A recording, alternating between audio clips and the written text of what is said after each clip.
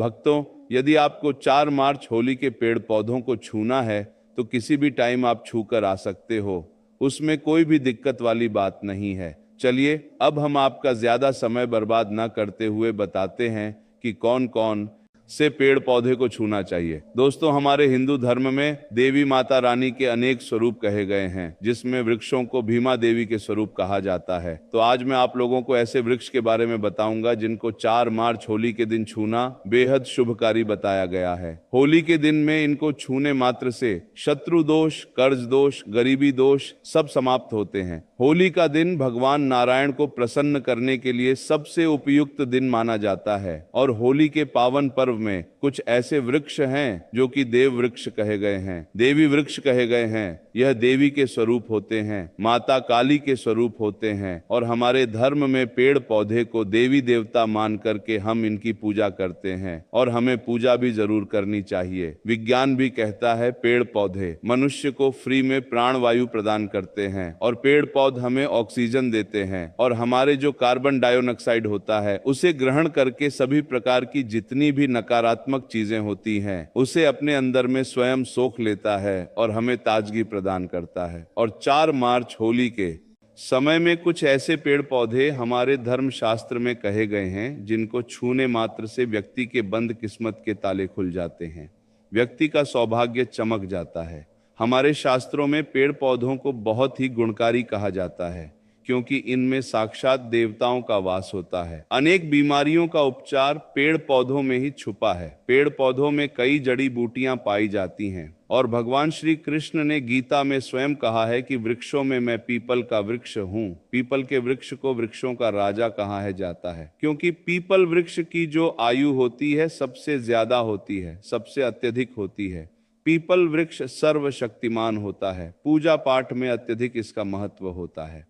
तो चलिए आज मैं आप लोगों को 4 मार्च होली के दिन छुए जाने वाले वृक्ष के बारे में बताऊंगा। तो कमेंट में हर हर महादेव अवश्य लिख दीजिए क्योंकि जब भगवान भोलेनाथ का नाम लिखा या बोला जाता है तो भगवान भोलेनाथ उस व्यक्ति से बहुत ही जल्दी प्रसन्न हो जाते हैं। दोस्तों, हमारे धर्म शास्त्र में अनेक ऐसे वृक्ष हैं जिन्हें कल्याणकारी और मंगलकारी माना गया है। यह वृक्ष केवल पर्यावरण के लिए नहीं बल्कि हमारे जीवन के लिए भी बेहद महत्वपूर्ण होते हैं। खासकर अगर आप इन वृक्षों को छूते हैं तो आपकी सारी परेशानियां, कष्ट, दुख और तकलीफें खत्म हो जाती हैं। होली के दिन जो कि 4 मार्च को है, इन वृक्षों का असर कई गुना बढ़ जाता है। इस दिन शक्ति धरती लोक में आ जाती है और इस दिन हर वस्तु में प्राण और चेतना का संचार होता है। जब यह शक्ति पूरे ब्रह्मांड में फैली होती है तो जितने भी पेड़ पौधे, जीव जंतु और चल अचल वस्तुएं हैं, सब में शक्ति जागृत हो जाती है। इस विशेष समय में अगर आप देवी स्वरूप कहे गए पेड़ पौधों को जाकर छू लेते हैं तो आपके जीवन के सारे दुख, कष्ट, रोग और परेशानियां समाप्त हो जाती हैं। खासकर कालसर्प दोष, मंगल दोष, नर दोष और राहु दोष जैसी समस्याएं तत्काल अपना असर छोड़ देती है और पूरी तरह समाप्त हो जाती है। भक्तों, आज मैं आपको 4 से 5 देव वृक्षों के बारे में बताने जा रहा हूं जिन्हें हमारे धर्म शास्त्र में बहुत महत्वपूर्ण माना गया है। यह चारों वृक्ष आपके जीवन में सुख, समृद्धि और खुशहाली लाने के लिए बेहद प्रभावशाली होते हैं। इसीलिए इस वीडियो को ध्यान से देखना क्योंकि अगर आपने इसे बीच में काट कर देखा तो बाद में आपको पछताना पड़ सकता है। 4 मार्च होली का पर्व ऐसा है जब आपको लंबी लंबी पूजा पाठ करने की जरूरत नहीं होती। बस अगर आप इन विशेष वृक्षों को होली के दिन सही तरीके से छू लेते हैं और का आशीर्वाद लेते हैं तो आपकी सारी समस्याएं और गरीबी खत्म हो सकती हैं।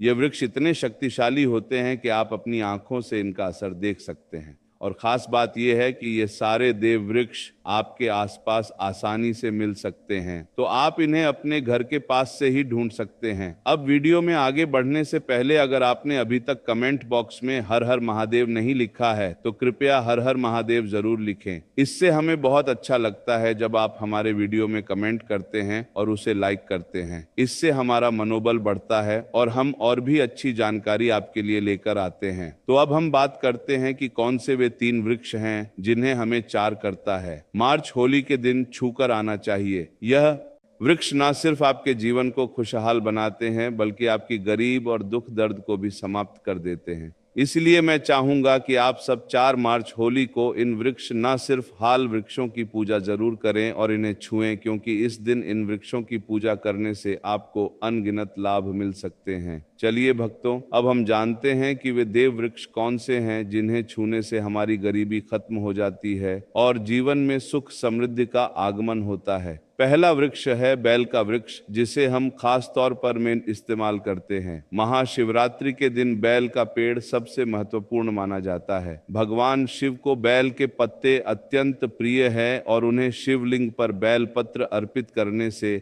विशेष पुण्य की प्राप्ति होती है। बेल का पेड़ शिव के पूजन के लिए अत्यधिक पवित्र माना जाता है। बेल के पत्तों का उपयोग भगवान शिव के पूजन में विशेष रूप से किया जाता है। बेल का वृक्ष माता पार्वती के पसीने से उत्पन्न हुआ और स्कंद पुराण के अनुसार यह वृक्ष देवी स्वरूप माना गया है, यानी यह नवदुर्गा के स्वरूप है। स्कंद पुराण की कथा में कहा गया है कि बेल वृक्ष की जड़ में, गिरजा तनों में, माहेश्वरी शाखाओं में, दक्षिणायनम हो में माता पार्वती, फलों में कात्यायनी, फूलों में गौरी और इस वृक्ष के संपूर्ण शरीर में मां लक्ष्मी जी का वास होता है। माता पार्वती के पसीने से उत्पन्न होने के कारण यह पेड़ कई देवी देवताओं का स्वरूप माना जाता है। इसलिए यह वृक्ष धार्मिक रूप से अत्यंत महत्वपूर्ण है। अगर आप संध्या काल में शिव मंदिर या नवदुर्गा मंदिर के पास बेल के वृक्ष के नीचे घी का दीपक जलाते हैं तो व्यक्ति धनवान, गुणवान और पराक्रमी बनता है।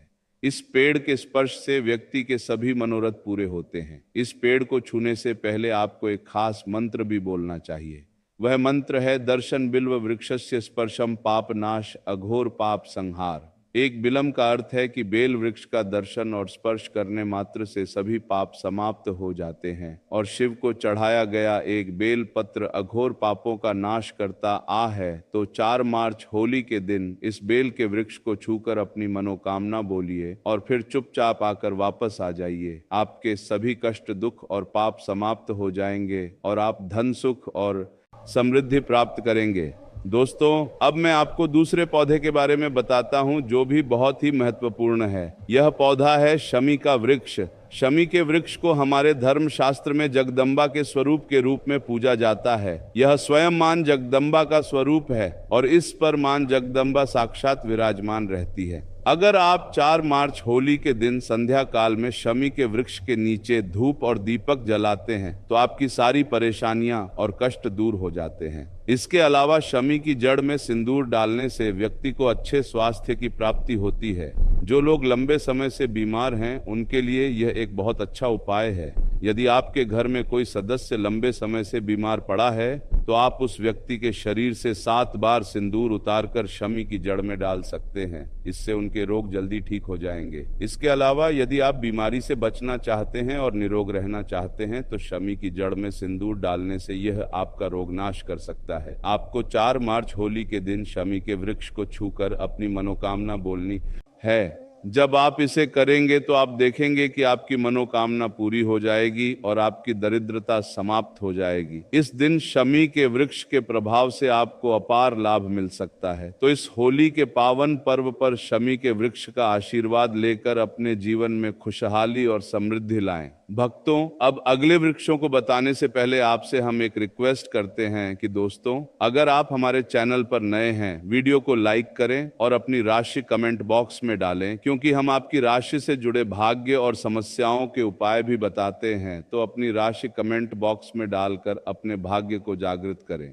भक्तों, अब अगला पेड़ है जिसे आपको होली के दिन छूकर आना है, वह पीपल का पेड़।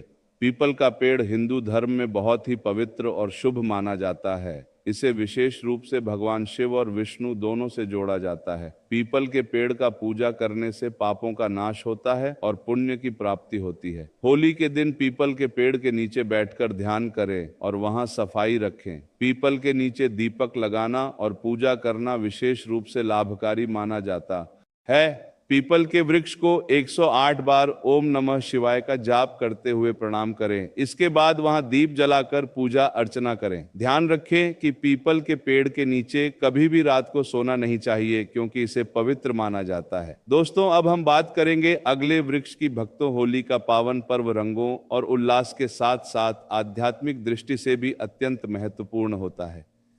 इस दिन किए गए कुछ विशेष उपाय हमारे जीवन में सुख, शांति और समृद्धि लेकर आते हैं।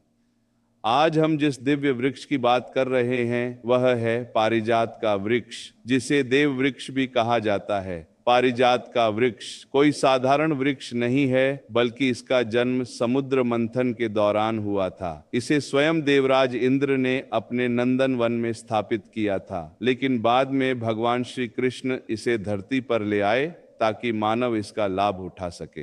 यह वृक्ष माता लक्ष्मी का प्रतीक माना जाता है, क्योंकि